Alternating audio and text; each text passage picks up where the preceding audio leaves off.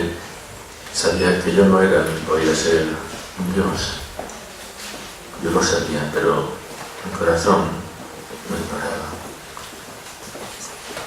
Mi mente sabía también que mi persona estaba sujeta a la muerte y al juicio de Osiris. Pero mi corazón también lo ignoraba. Mi mente sabía que la felicidad del ser humano es un estado pasajero, pero mi corazón se obstinaba en permanecer cerrado a esa idea.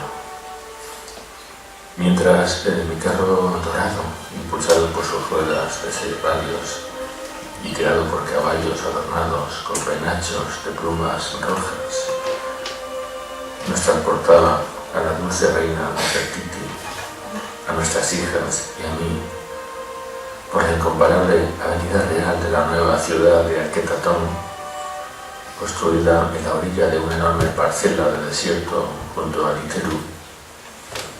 Mi corazón no quería entender, sino dejarse llevar por un fragmento del sueño de inmortalidad de Gilgamesh.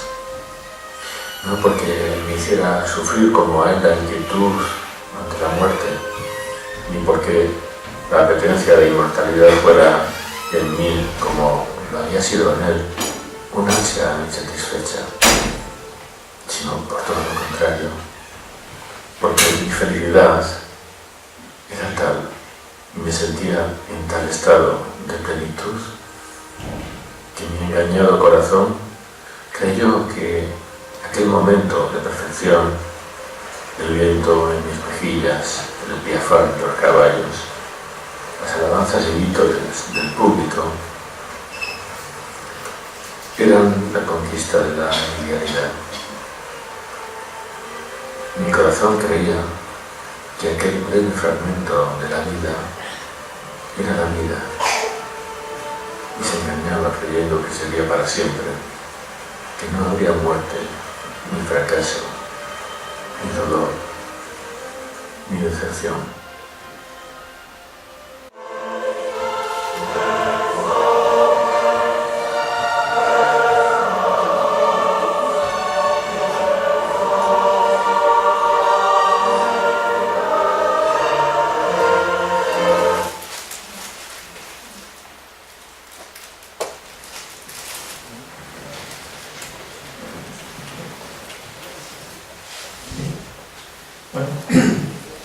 Buenas noches ya. De todo, hoy empezamos un acto que es la presentación de un libro que debo ver, La Furia, el origen de Dios, escrito por José Ortega. Buenas tardes. Buenas tardes. Y bueno, en principio queremos agradecer vuestra asistencia y vuestro interés por estos temas culturales, por la historia antigua.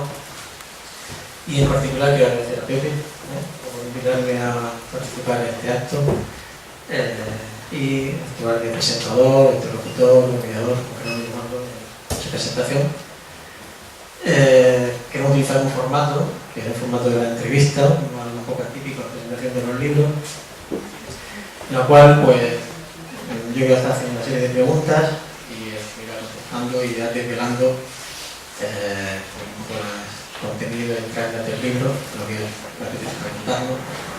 Pero a instancia suya también queremos abrir el debate o el evento al público y quienes queráis participar haciendo preguntas en cualquier momento pues podéis hacerlo. Así que cuesta, ¿no? Porque estáis en la oscuridad y pues es más fácil que desde aquí. Ya estamos terminando. Un poco escandinavo. Bueno, primero me quiero presentar también. Yo soy José Rodríguez y soy psicólogo y amigo de Pepe y gran admirador de su trabajo. Tuve el placer de leer su primera novela hace ya bastantes años y me impactó personalmente y me enseñó mucho. Desde entonces, pues bueno, pues parte de sus novelas en las cuales ya con los trabajos suyos he participado, he colaborado con él y bueno, muy gustosamente cuando me dijo de presentar y participar en este evento, que muy bien. Bueno, no sé cómo fue la Pepe, bueno, digamos Pepe, cariñosamente a José Ortega. Actualmente reside en Valencia, aunque es nacido vinculado en Cartagena, ¿no? Pero vinculado a Águilar porque pasó su primera juventud aquí en Águilar, y entonces pues, yo creo que sigue ligado a nuestro pueblo, y de hecho en su producción científica y literaria se puede notar bastante. Ahora contará algo de ello. Bueno, Pepe, su formación académica, universitaria, es historiador, estudió historia, arqueología e historia antigua, y también es abogado, estudió derecho, pero sus trabajos de tesis iniciales fueron en relación a la historia antigua, en concreto su tesis doctoral, una topografía del más allá. Ya entonces quería escribir sobre estos temas antiguos. Bueno, para hablar un poco de él, Pepe de joven se sintió atraído por las tradiciones orales, los cuentos populares, las creencias y las religiones primitivas, y empieza muy pronto a escribir artículos en diferentes revistas, ponencias en congresos, e incluso empieza a escribir guiones para series de documentales relacionadas todas con mitos, arqueología y antropología cultural. Esta faceta suya, que por vocación y por pasión, la desarrolla, la lleva más allá, y ya en 1990 escribe su primera novela, que está montada, se llama Gilgamesh, la muerte, que forma parte de una trilogía, que es Col, y es donde realmente pues, pone su primer pie en esto de escritor y de las novelas, y con mucho rigor y mucha pasión y mucha dedicación. Le consta, lo conozco y le consta, pues ya ha escrito, bueno, la novela que hoy se presenta es su novena novela, ¿no? La Furia.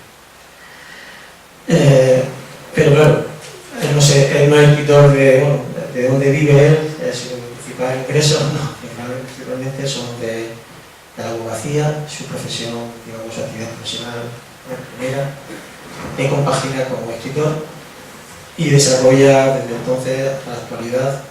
De hecho es muy buen abogado, muy especialista en costas, y bueno, entre otros detalles, otras curiosidades de su perfil profesional, él impulsó la reforma de la ley de costas en España a través de pues, algunas comunicaciones en el Parlamento Europeo que llevaron a la reforma estatal del gobierno de la ley de costa, y actualmente pues trabaja arduamente en esta línea.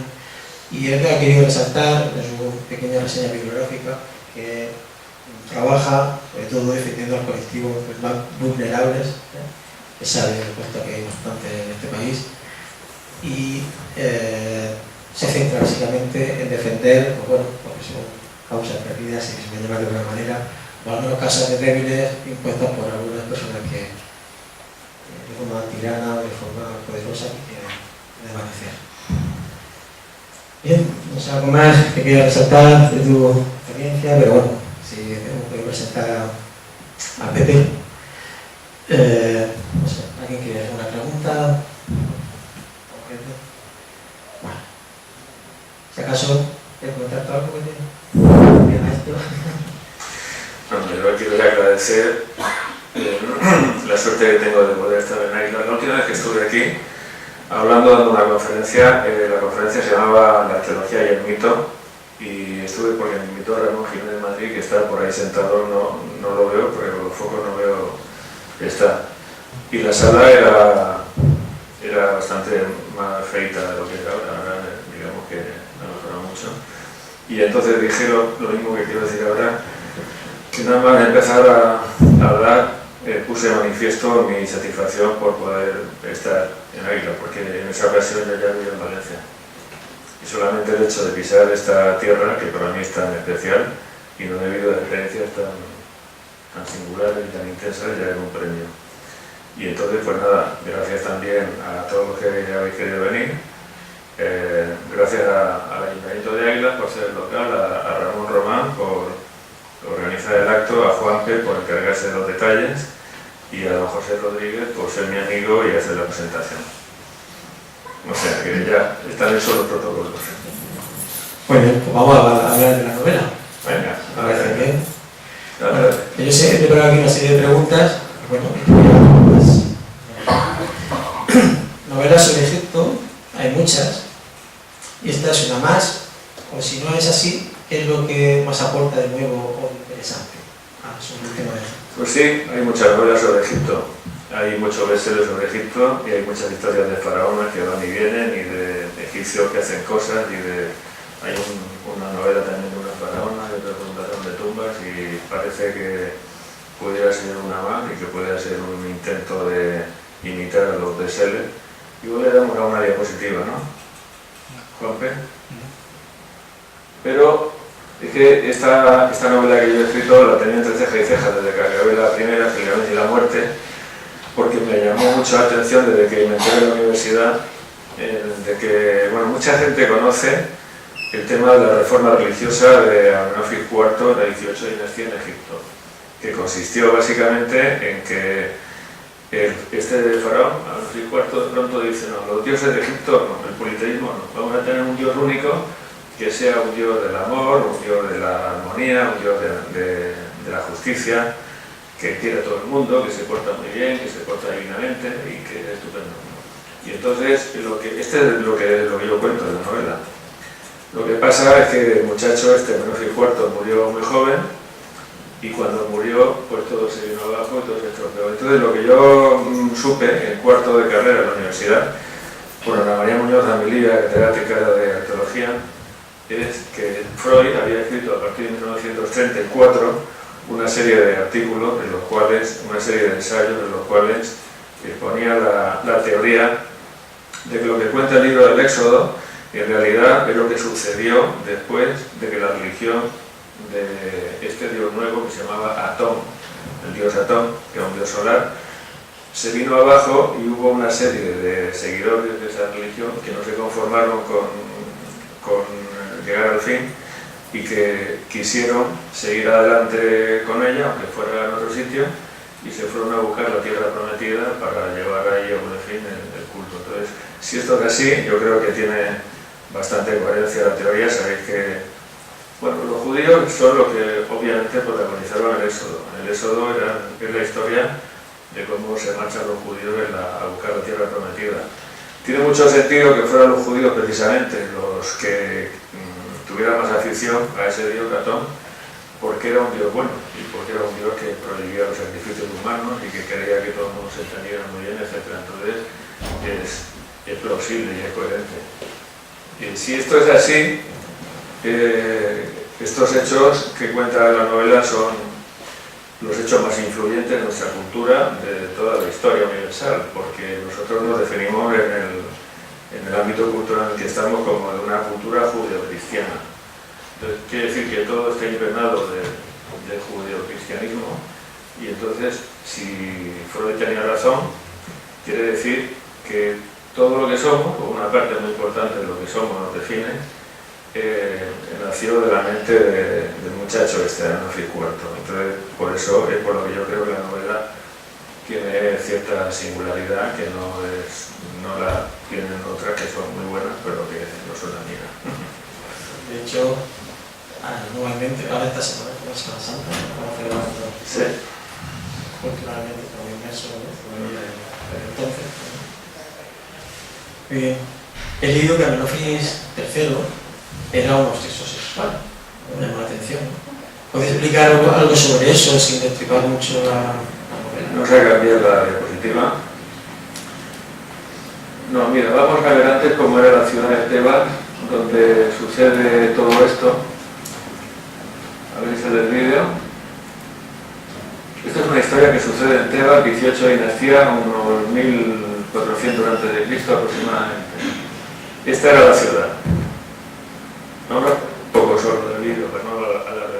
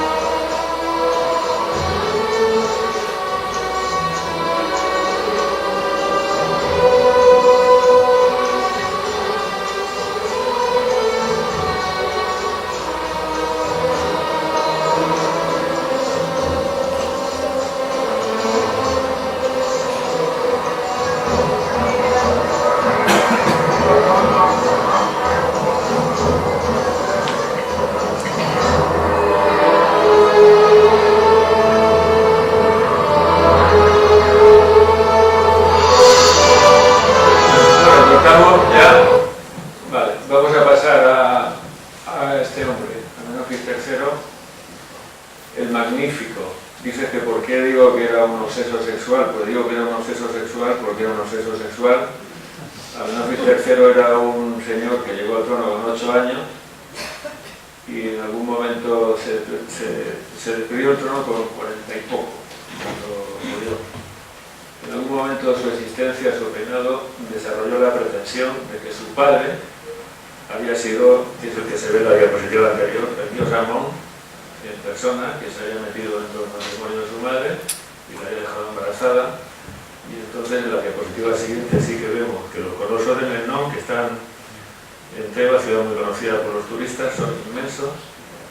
Son unas imágenes de Amenofis III, que era el que estaba reinando en la ciudad de Tebas, que tampoco se llamaba Tebas, se llamaba Uaset, en el momento en el que empieza esta historia. Amenofis III se hacía llamar a sí mismo el Magnífico, y puede ser que llevara consigo algún complejo de inferioridad, porque medía 1,5 metros, y entre lo de que su padre era el dios Amón y esos colosos que hizo construir ahí, pues bueno, a lo mejor hay un poco de problema con eso. Y entonces efectivamente era un hombre que se pasaba el tiempo en el harén. Si le das a la diapositiva veremos algunas representaciones que hay de lo que posiblemente estas son representaciones de textos egipcios, de murales de tumbas, que muestran algunas actividades sexuales o incluso perversiones sexuales en Egipto, que nos pueden servir para ilustrar lo que este hombre hacía en el harén y que al mismo tiempo pues que veamos que los egipcios, que tienen tanta vida religiosa, pues que no se pasaban todo el tiempo rezando, sino que también hacían otras cosas. Entonces el problema fundamental que él tenía es que no salía del harén. Y como no salía del harén, pues cuando estaba llegando al final de su reinado, que tenía 40 y pocos años, un hombre debe estar supuestamente en un momento óptimo de equilibrio entre la energía de la juventud y la sabiduría de la madurez. Pues este estaba hecho polvo. Este estaba teniendo la carne fofa, estaba calvo, tenía una infección en la boca, que seguramente esa boca le debía de oler a letrina. Y esto yo considero que es un caso de pizarra de lo que... Dale, por favor. Bueno, aquí tenemos otra y luego debe haber otra. Estas son las cosas del sexo. Un caso de pizarra de lo que llaman en medicina china el agotamiento de la sustancia basal. Medicina china considera que todos nacemos con una dosis de energía que recibimos de herencia de nuestros padres y que se va gastando a lo largo de nuestra vida y no se puede reponer con nada. No podemos ni tomar vitaminas ni hacer nada por realimentar la energía, la esencia basal. La esencia basal se va gastando poco a poco, o mucho a mucho, dependiendo del modo de vida que sigamos. Si vivimos la vida muy intensamente y nos agotamos mucho, pues se gasta antes, y si somos más tranquilos y más prudentes, pues se gasta después. Una de las actividades que más agotan la sustancia basal, esta es una noticia muy mala, es el sexo. Entonces yo creo que por esta razón, Amenofis III, que es que no hacía otra cosa, nada más que estar ahí metido dentro del harén, pues estaba hecho polvo cuando llegó a esa edad. Y por eso yo estoy tan joven, ¿no es cierto?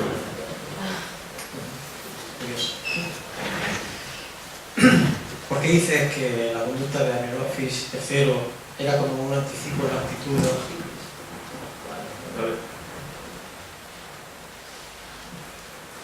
La conducta de Amenofis III en política internacional era efectivamente lo que decía yo otro día en una conferencia en Granada de esto también, hablando de esto, un confuso anticipo del eslogan de los hippies: hace el amor y no la guerra, porque Amenofis III, el Magnífico, nunca en su vida cogió una espada. Amenofis III, el Magnífico, nunca en su vida se puso al frente de un ejército, porque los combates que prefería eran los combates en la cama. Y entonces la forma que él tenía de asegurar las fronteras del imperio egipcio no era sacudiéndole a los vecinos con sus ejércitos, sino haciendo tratados de amistad y tratados de paz con los reinos vecinos, amigos, sobre todo con Babilonia y con Mitanni, principalmente.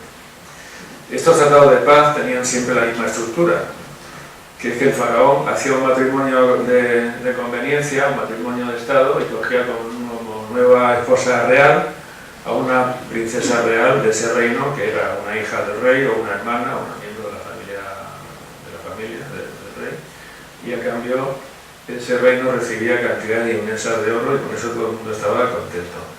Egipto estaba contento porque las fronteras del país estaban aseguradas.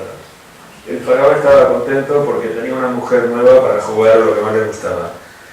El rey del otro sitio estaba contento porque con esa inmensa cantidad de oro que recibía a cambio de la chica, pues compraba carros de combate, compraba mercenarios, compraba ejércitos, lanzas, espadas, palos y todo, porque la actividad principal en todo eso reino del Oriente cercano en aquel momento, fuera de Egipto, dentro no, era el masacrarse los unos a los otros, el pisotearse, el matarse, el conquistarse y los genocidios recíprocos y tal.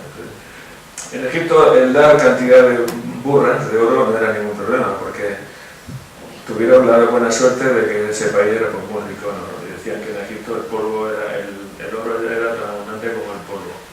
Entonces ya está, hace el amor y no la guerra. Y esto es lo que hacía Amenofis III el magnífico, magnífico mujeriego. El oro, venga oro, venga oro. ¿Y cómo es posible que sepamos hoy cosas tan íntimas del faraón que no podemos saber sus contemporáneos?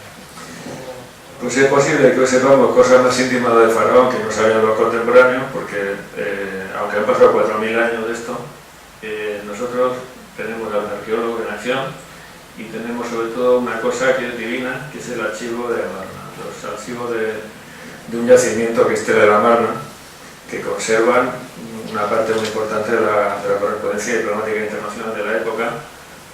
En esa época el idioma diplomático internacional era el acadio, una lengua semita de Mesopotamia, lo mismo que el siglo XIX era el francés y ahora es el inglés. Entonces hay una correspondencia realmente intensa y sobre todo muy divertida que mantiene Amenofis III con el que entonces era el rey de Babilonia, que era un tipo que se llamaba Kadasman Harbe, que empieza con una carta que le manda Kadasman Harbe y le dice, oye, ¿dónde está mi hermana? ¿Dónde está mi hermana?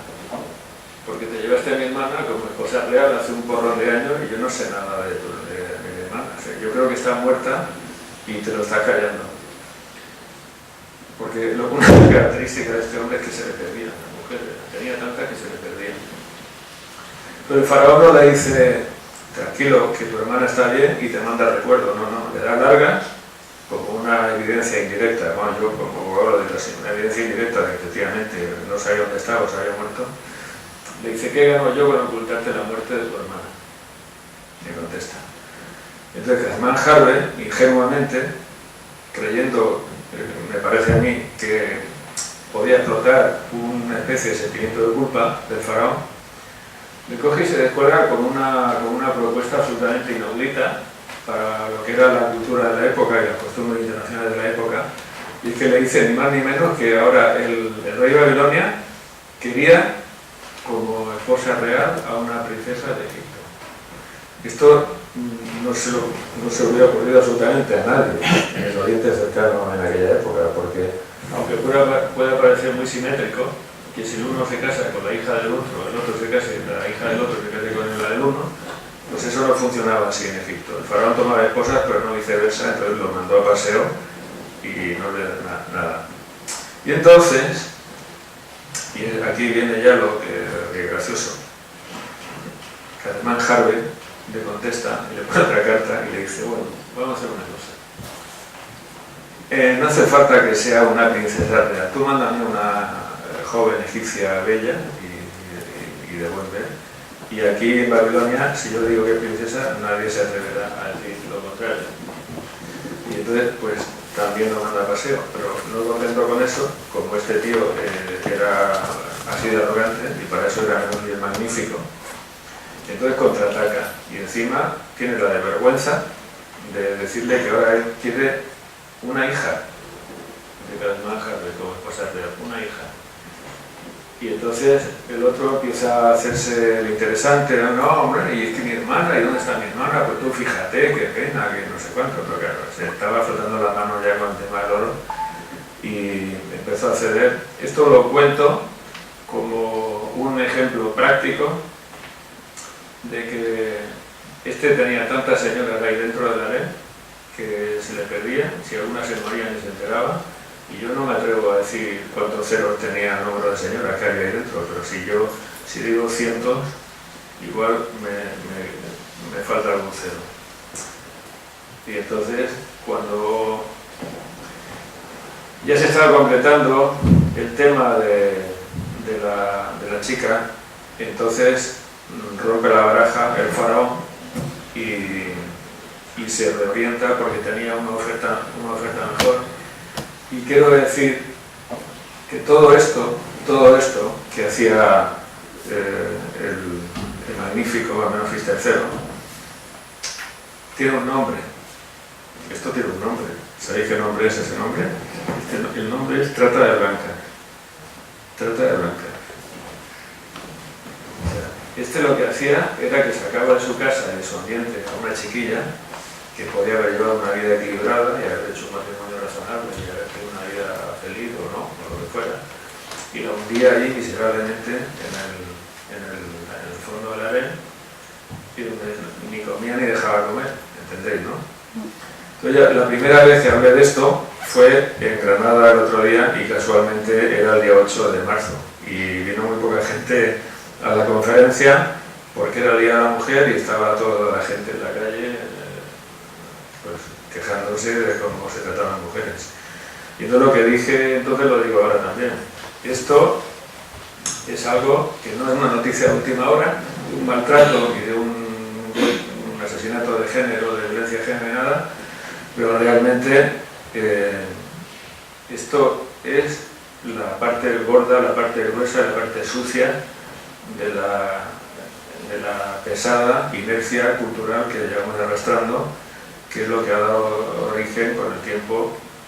Bueno, esta cosa ya no pasa, pero lo que estamos viviendo y estamos escuchando los informativos, sí, de luego está pasando. Y es que hay señores del sexo masculino que por alguna extraña razón que no puedo comprender, pues es que se consideran por encima de las mujeres, etc. Y es, bueno, es así de repulsivo. En otras culturas lo veía. En otra cultura ni te cuento. Vamos a encontrar. Bueno, encontramos un personaje, una furia, que bueno, parece que tiene sombras y luces, ¿no? ¿Lo que crees que hay alguna enseñanza que podamos sacar de la forma de actuar que tiene este hombre? ¿Tu novela? Sí. ¿Cuál sería? Dale, por favor, dale. Bueno, yo cuando leí sobre la forma de conducirse que tenía Amenofis III, enseguida me acordé de una entrevista que había visto en televisión con un personaje que es ese que se ve en la diapositiva, que es José María Aguirre Gonzalo, que era presidente de Banesto antes de Mario Conde. Y el periodista le preguntó: oiga, es que dicen que los banqueros ganan mucho dinero. Y el hombre, tranquilo, contesta, dice: sí, pero yo solo me puedo comer un filete. Y con esto, pues lo que estaba haciendo es, de forma implícita, enunciar una realidad, que es que no hay forma de trasladar la prosperidad material y la riqueza material en dinero, en placer físico. Los placeres físicos que normalmente se conocen, por lo menos que conozco yo, son la comida y el sexo. Entonces no podemos comer 1 millón de filetes y no podemos estar con 1 millón de señoras. Y esto era lo que no entendía el faraón, que él sí que se creía que podía comerse 1 millón de filetes y estar con 1 millón de señoras. Y entonces, pues bueno, fijaros lo viejo que soy yo, y cómo me impactó la entrevista, que se me quedó grabada, que era en blanco y negro la emisión entonces, ¿no? Y así que se me quedó la memoria. Bueno, esto es lo que yo creo que la reflexión que se puede hacer en relación con el Señor. ¿Y quién es Nafuria? La novela se llama Nafuria, el origen de Dios, pero ¿quién es Nafuria? Nafuria era el nombre joven que le daban al faraón Amenofis IV, que era el hijo, que no era el primogénito era un chaval que se llama Tutmés, pero que murió antes que el padre, y entonces pasó a heredarle Nafuria. Y este chico era, ya desde su primera representación de joven se le ve una carita así como muy espiritual, y era yo en la novela he puesto que le llamaban el principito filósofo, porque le gustaba la lectura, le gustaba la escritura. No sé si os podéis imaginar lo raro que podía ser en Egipto el saber leer. Pues, el dios jeroglífico. Los jeroglíficos no son precisamente fáciles. Entonces los faraones, pues ninguno sabía leer ni escribir, y además se afanaban de eso porque ellos eran guerreros, etc. Entonces este chico sí, sabía leer y escribir, y era un muchacho que cuando murió su padre, y ahora hablamos algo de esto, pues no estaba presente, y es el que cuando fue faraón, fue Amenofis IV, y entonces fue el que llevó a cabo la reforma religiosa, que no la llaman reforma, otro revolución y otro herejía, pero es el que hizo lo que ahora vamos a comentar, con Nafuria. Un estudioso de los textos antiguos. ¿Y quién es Nefertiti? Dale. Bueno, entonces, sí, el faraón, este muchacho Nafuria, cuando fue mayor, pues desarrolló una especie de extraña enfermedad que ha traído de cabeza, nunca mejor dicho, a los neurólogos, porque empezó a desarrollar, yo creo que más que una enfermedad neurológica, era una enfermedad endocrina, porque empezó a desarrollar rasgos del hermafroditismo, como aquí en esta representación, por ejemplo, ¿dónde está el sexo? Yo no lo veo, y la forma de machote, pues tampoco. Entonces es un misterio que se murió con él, o sea, nadie sabe lo que le pasó, lo que pasó en su cuerpo, y tampoco se sabe cómo murió, si murió como consecuencia de la enfermedad o por alguna otra razón. Bueno, ya está, Nafuria. Nefertiti es una joven de 14 años, en la época cuando se casó con el padre. Cuando he dicho que en esa correspondencia de trata de blancas con Kadasman Harbe, el faraón le pegó un corte y lo dejó hablando solo, porque en ese momento se acababa de completar otro trato para la compra de una niña. La compra de una niña que se llama Tadujepa, que era una chiquilla a la que su padre, desde que ella era pequeña, había empezado a hacerle mucha publicidad al faraón, diciendo que es muy inteligente, diciendo que es muy guapa, que ya verás, que cómo te va a gustar, que va a ser una esposa estupenda, porque a veces era una barba de narices también, el rey Tushratta de Mitanni. Mitanni es un país de habla indoeuropea que está situado entre lo que hoy es Turquía y lo que hoy es Siria, lo que entonces era el Imperio Hitita y el Imperio Asirio. Y tenía continuos follones con sus vecinos los hititas, y también necesitaba mucho de oro. Entonces coge y después de hacerle mucha publicidad y venderla bien, pues al final la compra, Faraón dice, ven, la compro. Entonces la muchacha llega a Waset, Tebas, cuando ella tenía 14 años y el faraón tenía ya 40 y poco, o 30 y mucho. Y no se sabe si se llegó a consumar. O sea, ella es Nefertiti, cuando Noferete, o sea, realmente el término egipcio Noferete significa la bella que nos llega de allí. Nefertiti y Tadujepa es lo mismo.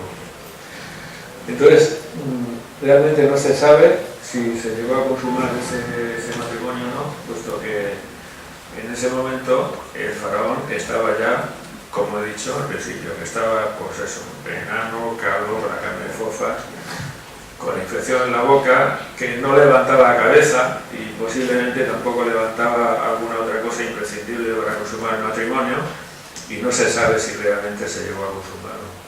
Nefertiti, la reina de la belleza de Egipto, con permiso de Cleopatra, espero que no se moleste. Cuando Nefertiti llegó a Uaset para encontrarse con el faraón, no venía sola, llegó en un barco escoltado por otros dos subiendo por el Nilo. Ese barco se llamaba Atón nos ilumina, y venía junto con este otro personaje, que es una estatua de la diosa Istar de Nínive, que Tusrata, su suegro, le había mandado con la finalidad de ver si podía curar al faraón de todos sus muchos males. Y esto es un fenómeno absolutamente inaudito en Egipto. En Egipto hay que recordar que el faraón es un dios. El faraón no solamente es el sustento de la religión y el sustento del Maat, que es el orden, la verdad y la justicia, sino que además el faraón es un dios. Y que el faraón tuviera que humillarse y tuviera que doblegarse ante la divinidad de un país extranjero y quizá bárbaro, como es la diosa Istar, pues esto ya es algo que nos da unas ideas, nos da una idea y nos hace percibir los primeros síntomas de descomposición de la religión de Egipto y sobre todo de unas dudas muy serias y muy importantes. Esto tuvo que ser un escandalazo en la época, sobre la efectividad de los dioses y sobre la fe en los dioses tradicionales de Egipto. Y como sabéis era un país politeísta, ¿no? Esto lo sabe todo el mundo.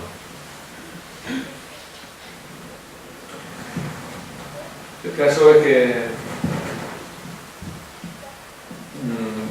Nefertiti y el joven faraón, pues como digamos que el padre Amenofis III el Magnífico no lo cuenta, murió enseguida,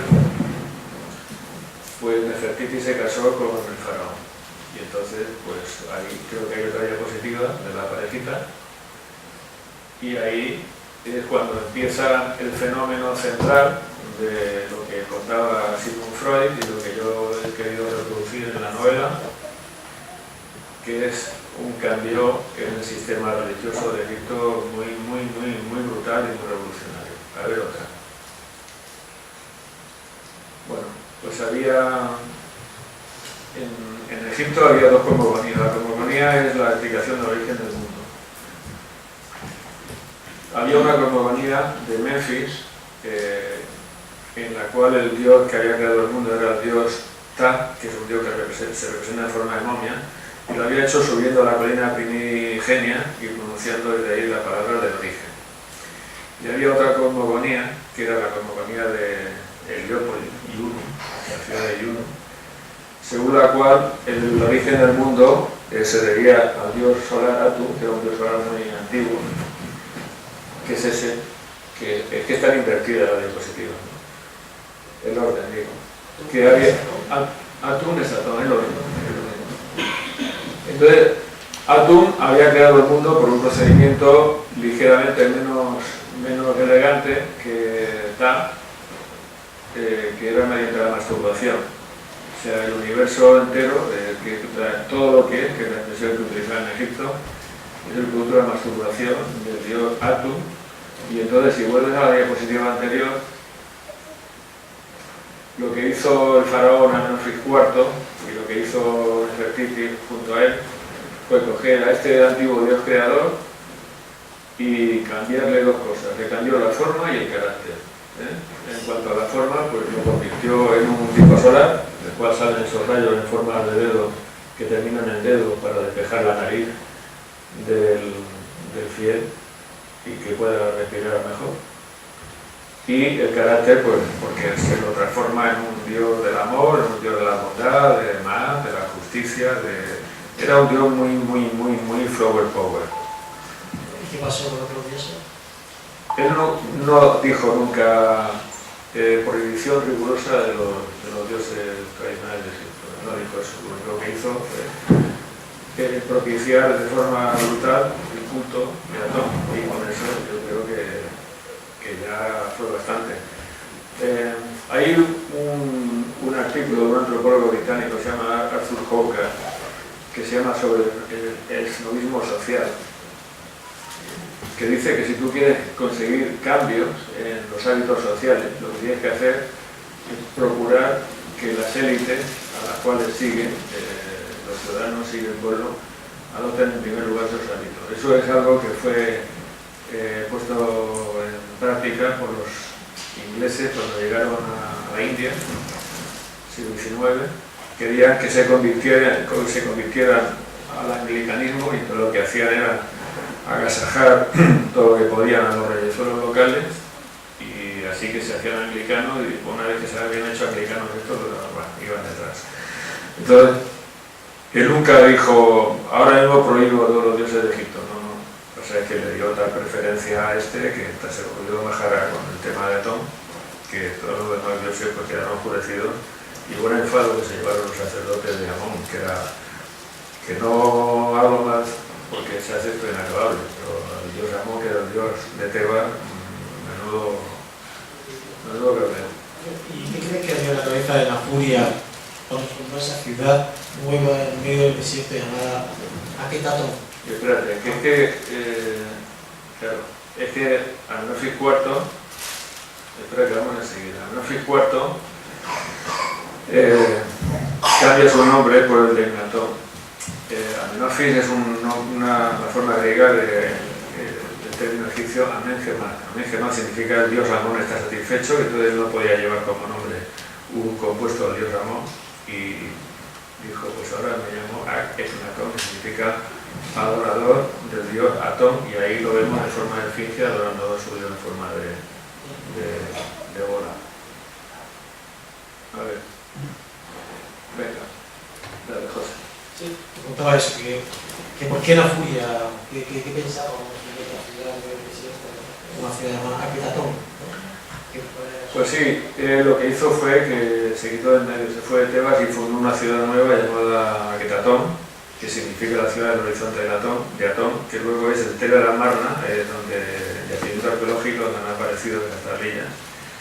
Y lo que yo pienso que lo motivó, y he puesto en la novela, que fue la razón que yo propongo, es que al os podéis imaginar lo que es decir, bueno, aquí en medio de la nada, en medio del desierto, ahora vengo yo aquí y construyo una ciudad. Es que es muy fuerte, porque cuando se habla de obras faraónicas como sinónimo de grandes inventos de la ingeniería, etcétera, pues se piensa en la pirámide, se piensa en la esfinge, en los templos, de no sé qué, no sé cuántos, pero os podéis imaginar lo que es construir una ciudad entera, una ciudad, porque yo ahora digo aquí, como se dice por esta tierra, en un roal de desierto, pues ahora yo digo aquí va a haber una ciudad. Bueno, pues supongo que lo que él quería hacer era imitar al dios Atum, y de la misma forma que el dios Atum había creado todo lo que era de la nada mediante su acto creador,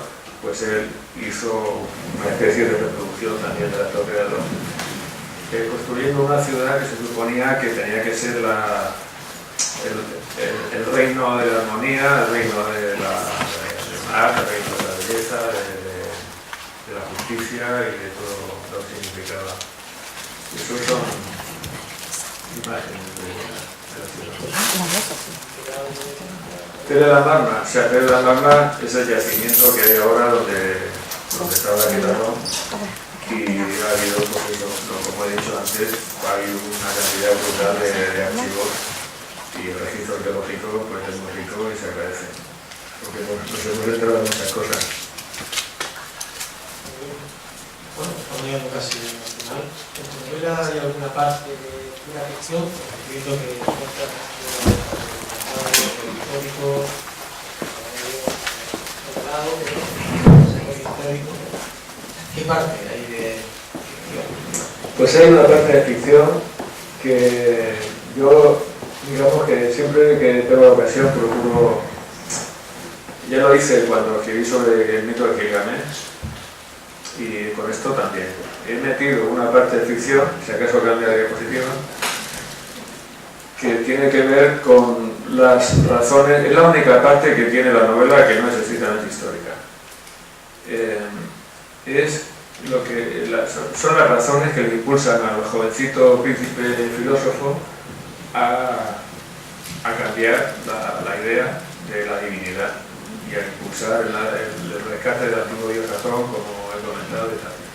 Y esto es mediante un episodio típico, el cuento popular. Yo, como he dicho José antes, he estado recopilando cuentos populares de todas partes y he publicado algo y tal, entonces, sobre todo, he leído mucho. El episodio típico del cuento, que yo he explicado aquí en la historia, es una iniciación con un maestro espiritual en una cueva de cristal, en montaña de cristal, hueca, luego cueva de cristal.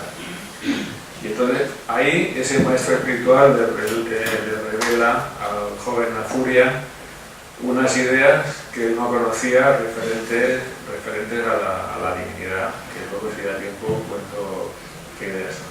A ver si tenemos que... El personaje es un personaje que se llama... En la novela le he puesto Maulana.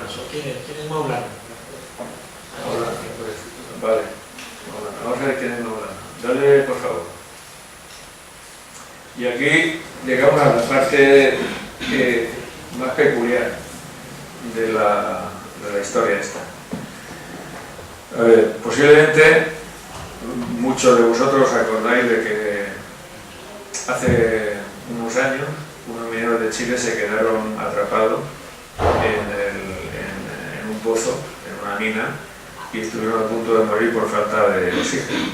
Si le das a play, a lo mejor no vamos a ningún sitio porque solamente el ruido. Es una emisión de... Vale, ya está. Es que esto ya es algo que todo el mundo sabe.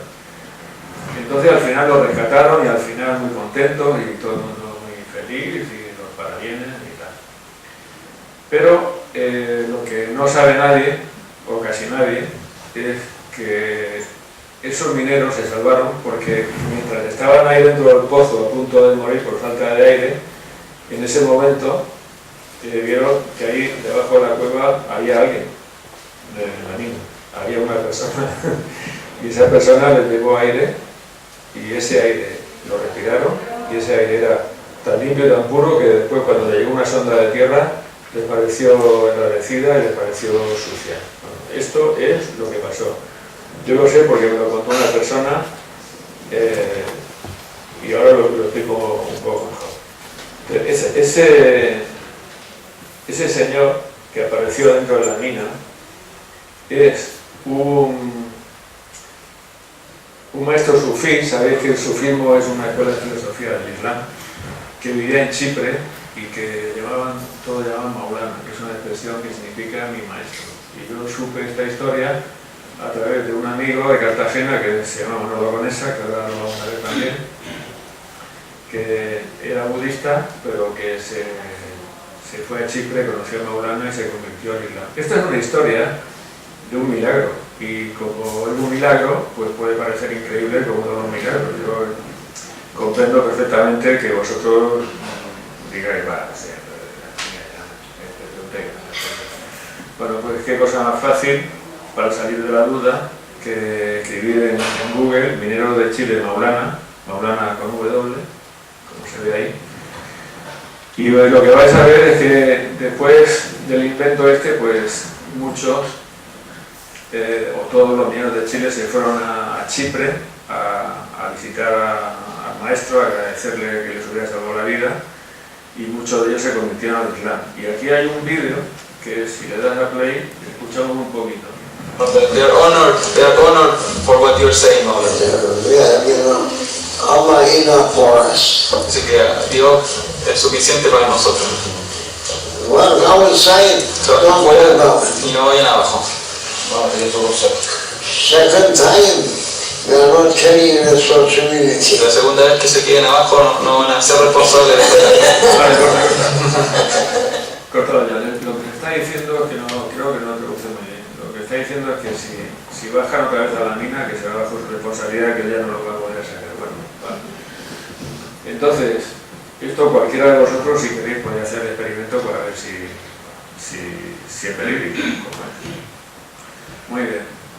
Bueno, pues a todo esto resulta que yo, como ha dicho José, soy abogado y a mí me ha tocado utilizar el título no para forrarme, ni para hacer buenos negocios, ni para tema de la escala social ni para esas cosas que son todas muy legítimas, muy estupendas, pero en mi caso yo lo que hago es que estoy muy satisfecho y muy feliz de poder utilizar esta profesión para defender a los débiles frente a los poderosos que los pisotean y que abusan de ellos. Y eso a mí me motiva mucho más que otra cosa. Y entonces resulta que en Cartagena hay dos poblados que son las Tobaticas y la Jordana, que están en el Parque Regional de Cablanque, en donde tienen un problema de este tipo, porque ahí no puedo, y menos del público, contar los detalles, pues son un secreto profesional, pero hay problemas y digamos que es otra vez una historia de los débiles intentando resistirse a los fuertes. Son desahucios de arrendamiento, no de hipoteca. Y un día yo estaba en junio de 2016 y tenía un juicio de estos y era la una y estaba ahí en Cartagena preparándomelo y me di cuenta de que lo llevaba muy mal. O sea, había contestado la demanda de forma floja y tal. Entonces el que lleva al colectivo es, si le das un poco la diapositiva, igual le vemos. Bueno, este de aquí, más cerca de mí, es Guillermo, y el otro es Manolo Conesa, son sufíes también. Entonces, Manolo Conesa cogió a Guillermo y le dijo, llama a Pepe que os ayude porque su vida es el rollo este de luchar por esta causa militar. Vale, entonces le pongo un mensaje en WhatsApp a Guillermo y le digo, mira, esto lo veo muy mal, lo veo muy negro, no sé si es mejor que negociemos o que inventemos, yo qué sé, porque a mí no me gusta ir a palmarla a una sala de justicia, entrar ahí, ponerme la toga y sabiendo que no tortura, que decir. Al cabo de 45 minutos aproximadamente, de pronto se me ilumina la mente de forma extraña y súbita y sorprendente, y entonces lo que tenía delante, que no lo veía, de pronto lo vi. Y dije, Pepe, eres tonto. Y entonces lo vi, bueno, hice el juicio y después me fui a Calbanque a tomar café con Guillermo y con su mujer Diana. O sea, vamos a ver a Guillermo y a Diana. Esta es Diana. Vale. Entonces lo que dice Diana es lo siguiente. Me dice, esto que voy a contar, vais a pensar que sí que es más increíble que lo de la cueva, ¿eh? Lo siento, pero es así. Dice, cuando pusiste el mensaje lo cogió ella. Entonces ella está en contacto con Maulana. Y entró en contacto con él y le expresó no era su casa, pero da igual, era una casa por uno de ellos. Entonces dice que le contestó él y le dijo, no te preocupes, que el tema se va a arreglar y que ya verás, en fin, que estés tranquila.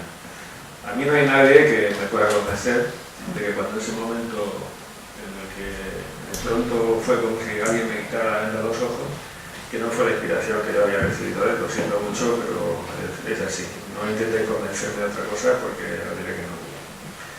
Y esto ya es bastante fascinante porque cuando Diana habló con él, no utilizó ni el teléfono, ni el correo electrónico, ni el WhatsApp, ni el Skype, y por supuesto, mucho menos cuando Maulana me dirigió a mí aquel impulso de clarividencia. Pero esto que ya es fuerte y que ya es impresionante, se vuelve, creo yo, que extraordinario si os digo que cuando pasó eso Maulana estaba muerto hacía 2 años o más. Y desde entonces él sigue, o sea, es algo muy peculiar y muy fascinante. O sea, admito el escepticismo. Si el que quiera pensar que he vuelto a bajar, tranquilamente lo piense y si lo quiere expresar en público no le importa. Pero está en el equipo, porque opina y hace comentarios. Y una vez le dijo a Manolo, son Diana y Manolo los que hablan con él por los procedimientos que sean, yo no lo sé. Le dijo que a mí era muy fácil ayudarme, porque era así como muy dócil, que es un adjetivo con el cual yo normalmente no me identifico mucho, pero entonces hay un personaje, dale, vamos a ver, sí, dale al anterior. Yo tenía pensado inventarme un maestro espiritual como un Merlín, ¿no? Como mi personaje de Ugalbanda, que es el padre de Gilgamesh. Y había pensado pues, en darle los caracteres físicos pues, de una persona así muy mayor y tal, y que con una mirada muy profunda, todo lo que se quiera de un sabio. Pero cuando me pasó todo esto, yo decidí coger y cambiar, y al maestro espiritual que en la cueva de cristal le instruye, a Furia, pues le di los caracteres es un hombre con la piel muy clara y ojos verdes, son unas características físicas muy definidas. Y no contento con eso, pues cogí y le pedí, esto es un grupo de WhatsApp que tenemos entre los tres, y le dije, creo que ese es el mensaje, que no veo sin la gafa, y con la gafa tampoco, que le dijera Manolo que le pidiera permiso a Maulana para coger a ese personaje de la novela y darle su nombre.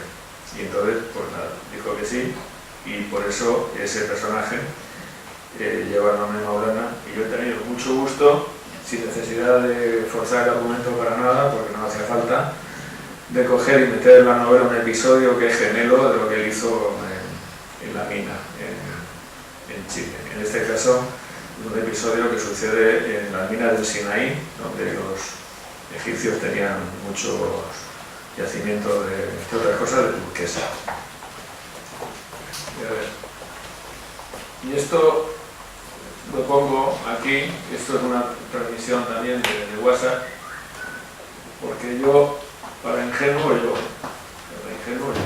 yo cuando pasó lo del submarino argentino, yo tenía tanta fe, y tengo, ¿no?, en él, que cogí a Manolo y le dije, oye, ¿por qué no habla con Maulana y a ver si lo saca? Porque era un tema también que no tenían aire. Claro, porque yo no sabía que el cuartel general de la Armada lo que estaba haciendo era engañar a la gente porque había muerto instantáneamente, el mismo día. Y dale a la última. Eso es un árbol, ¿no?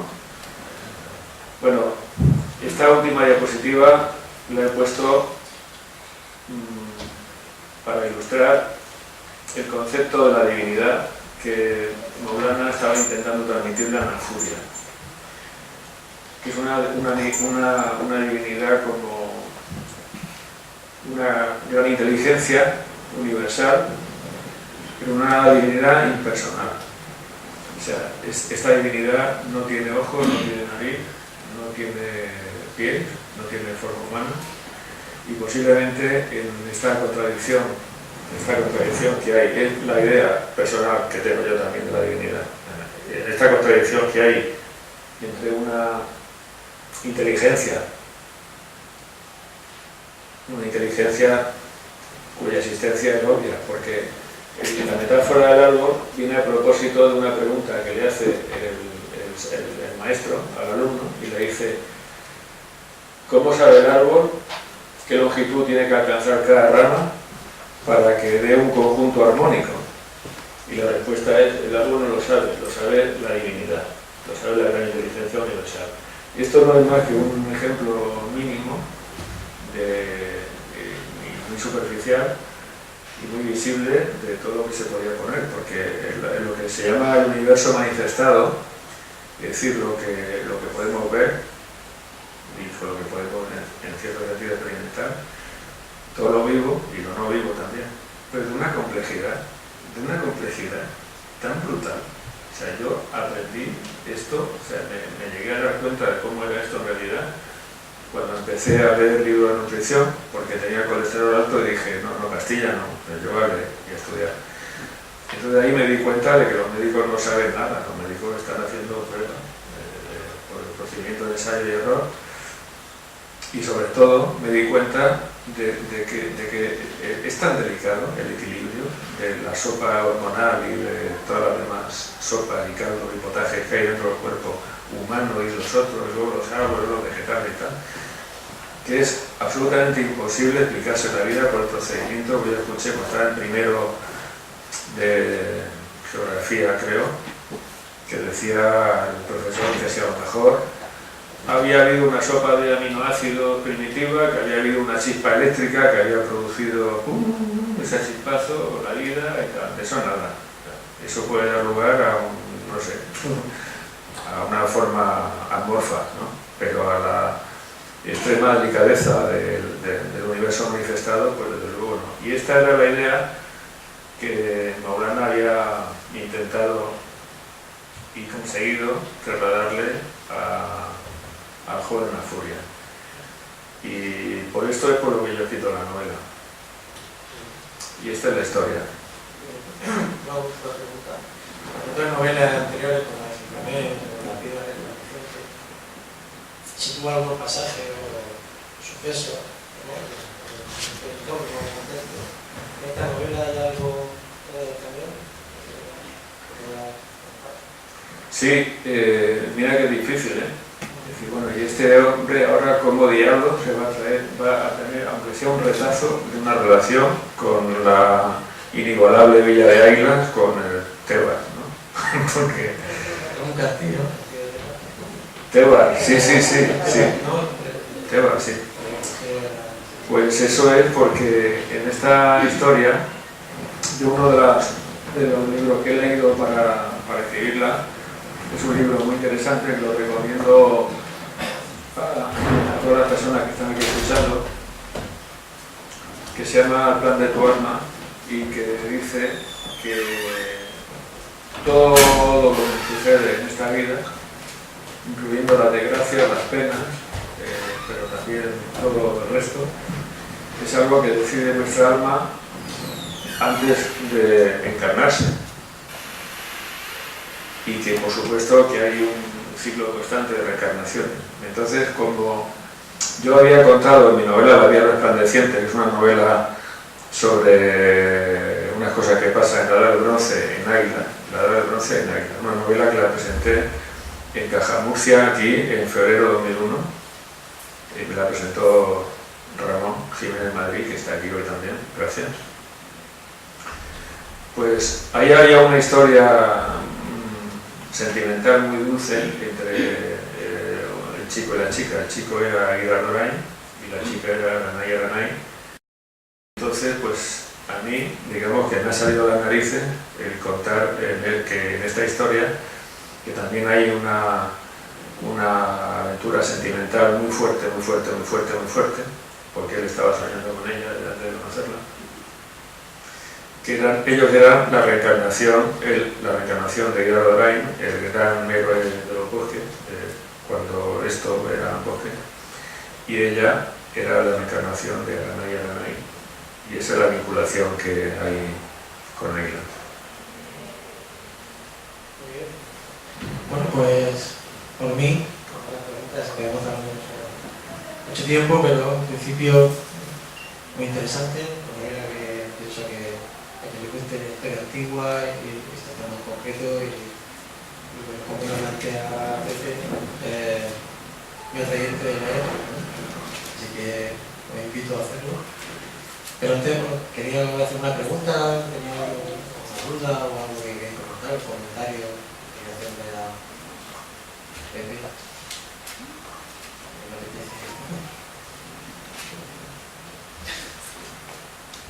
Ay, no me digáis que nadie va a preguntar nada, no me lo puedo creer.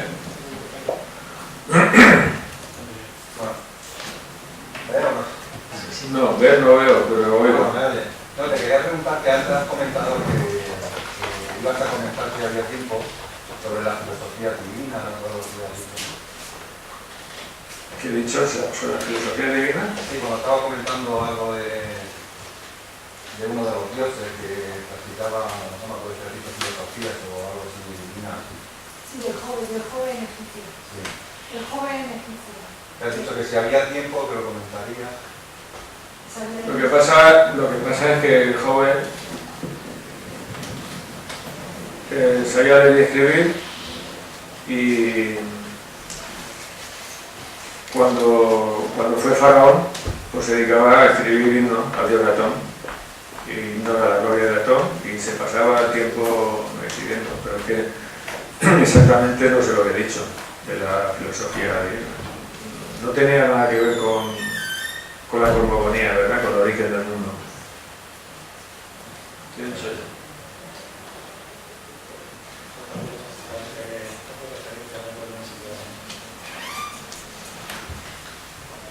Sí. ¿Cómo te mantienes equilibrado después de pensar en los mineros, en ese momento que tuviste? ¿Cómo después de eso se mantiene uno normal? Entonces, sí.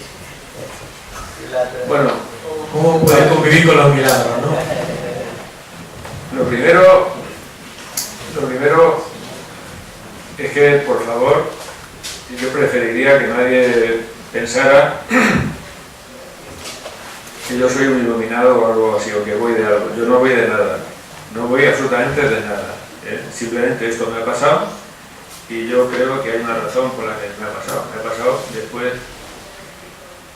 de llevar toda una vida de honestidad personal y de lucha desinteresada por la gente, y me ha pasado después de que a mí me pasan cosas que, aunque no sean milagros de ese estilo, pero son cosas como que tengo gente que cada noche reza por mí, colectivos que los estoy manteniendo sin que les tire la casa al suelo, y entonces pues ellos son muy católicos y cada noche pues cogen y rezan por mí. Y esto es la manera que yo tengo de entender la profesión, y a lo mejor resulta que si me ha pasado esto y otras cosas que me han pasado también, prima de hermana, aunque no tan burdas ni tan fuertes, pues nada, me han pasado y ya está. Pero yo te aseguro que yo tampoco tengo tiempo de reflexionar sobre el tema, porque el despacho es como muy exigente. Yo ahora, antes de venir, tenía que preparar otro desahucio de la gente esta de Carlanque. El día que estuve en Granada, el día anterior había tenido un juicio de desahucio también, y ahora lo único que sí que tengo es que como esa persona del desahucio que yo tenía el juicio el día que me pasó aquello, ya está a punto de que lo echen, a punto. Y entonces, pues bueno, antes de venirme para acá, he acabado un recurso de amparo que me ha costado un montón de hacer, que es lo único, porque ya el juez dice que no le da la gana y que a la calle. Y tengo pendiente el hablar con ellos y decirle que hagan el favor de trasladarle al jefe que ayude. Pero bueno, yo no tengo ninguna conciencia de que esto sea muy especial. Es una cosa que me ha pasado bien rara, muy rara, pero nada, bienvenida y con normalidad total y absoluta. O sea que no me voy a poner ahora, no me voy a poner una túnica y me voy a poner a predicar, ¿eh? No, yo me refería en el plano personal, del día a día, ¿no? Sin salirse, sino saber que tienes algo ahí, que hay algo ahí, que normalmente lo que haces es no lo pensar, ¿no? Como muchas cosas a la vida que te duelen, pues no las piensas, o que pueden doler, no las piensas, no sé si me explico. Ver eso tan fuerte y verlo tan claro, ¿qué puede pasar en una persona que equilibrarse entre pisar el suelo y esa cosa tan fuerte, ¿no? Pues a lo mejor te decepciono. Lo que decepciona, porque más... A lo mejor te decepciono, pero la respuesta es que nada, o sea, no, esto es lo que te he dicho, que no me considero ni tocado por Dios, ni especial, ni fuera de lo normal, ni nada. Soy un tipo común y corriente al que le gusta a la gente, horrores, le gusta a la gente, y ya está. Y soy uno más que en este caso pues que tiene la suerte de que ha podido tocar con eso. O sea, yo una vez vi una conferencia, se llama El viaje del héroe, que decía en esa conferencia que el fin de la vida de cada uno de nosotros es convertirse en héroe, pero no en el héroe que tipo Conan el Bárbaro o Superman, que da guantazos y que hace ni con músculo ni nada de eso, sino que el héroe es el que sirve a los demás, y eso es común a todos. Cada uno puede servir a los demás en muchos órdenes de la vida y en su vida personal. Y yo he tenido la buena suerte de que yo empecé a ejercer aquí en Águila la profesión y era algo desesperante. De hecho, me salí pitando, me fui a la Marina porque es que no me gustaba.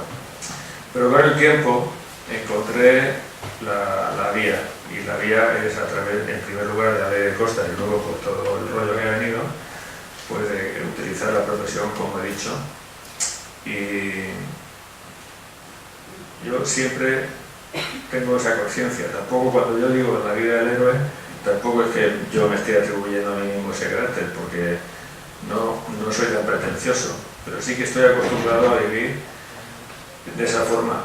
Estoy acostumbrado a vivir mediante la entrega generosa, que muchas veces pues, que me cuesta un montón, me cuesta sueño y tal, y que ahí también a menudo pues, me han hecho de todo, de traiciones de todos los colores, y me han corrido la voz de que soy un borde, que me han difamado, pero en fin, estoy acostumbrado a vivir así, y entonces pues esto entra dentro de lo que se podía esperar, pero no me cambia.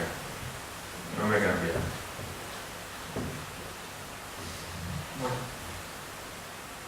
¿algo más? ¿Algo más sobre completar la novela o saco que no quedó todo claro? Muy bien, pues aquí está. Y bueno, está en la librería, ¿no? Se puede pedir a través de Amazon, ¿no? Creo que La forma más rápida de conseguirla es, yo no sé si hay, porque me dijo la editorial que iba a venir en una librería, que iban a venir a poner ahí una mesa. Yo no sé si han venido o no. Sí, hay. Sí. pues vamos a la librería, nos deja. Bueno, pues si queréis, la novela está ahí, y que se lo quiera pensar un poco más, la forma más rápida de sacarla en Amazon.